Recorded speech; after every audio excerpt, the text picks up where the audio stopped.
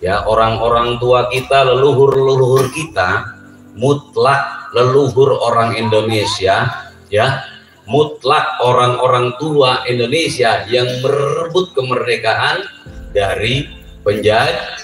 Tidak ada campur tangan dari bangsa-bangsa lain. Betul?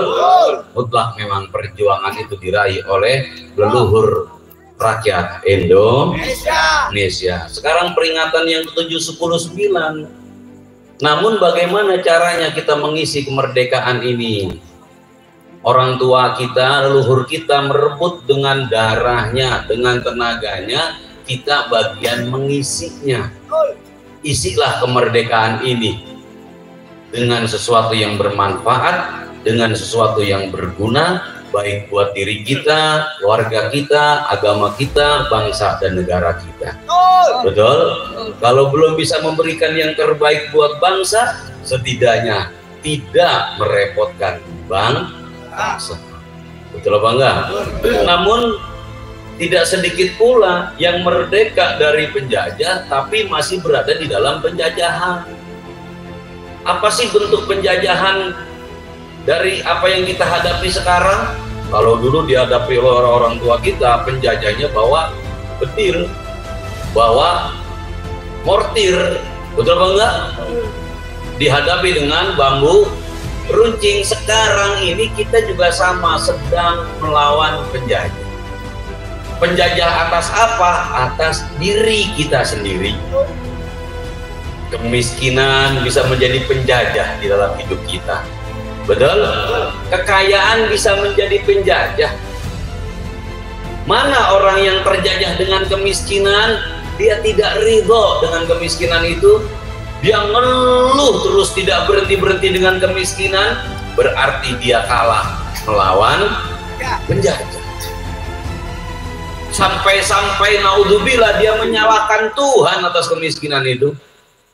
Akhirnya orang yang seperti itu adalah orang yang kalah melawan penjajah. Dia tidak berdamai dengan takdir, dia tidak ridho dengan ketentuan Tuhan, dia tidak punya prasangka baik kepada Allah. Kalau dia punya prasangka baik kepada Allah, apapun yang Tuhan berikan, inilah yang terbaik buat saya. Itulah orang yang punya prasangka baik kepada sesuai yang diajarkan guru kita.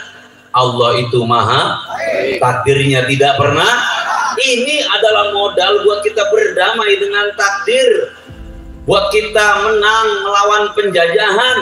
Penjajahan mana? Kemiskinan bisa menjadi penjajah dalam hidup kita, kekayaan juga bisa menjadi penjajah dalam hidup kita.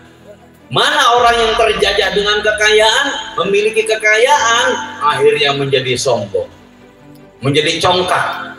Betul apa enggak?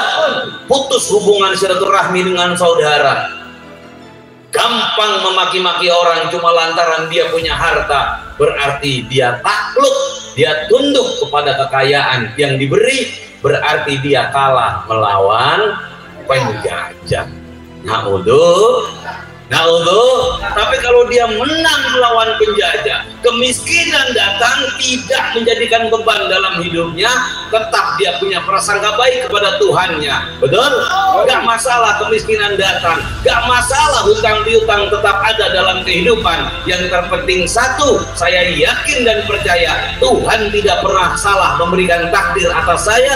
Tuhan tidak akan berdiam diri atas kesulitan saya. Tuhan mendengar doa-doa saya. Tuhan akan menolong perjalanan hidup saya. Itu orang yang menang melawan penjajah.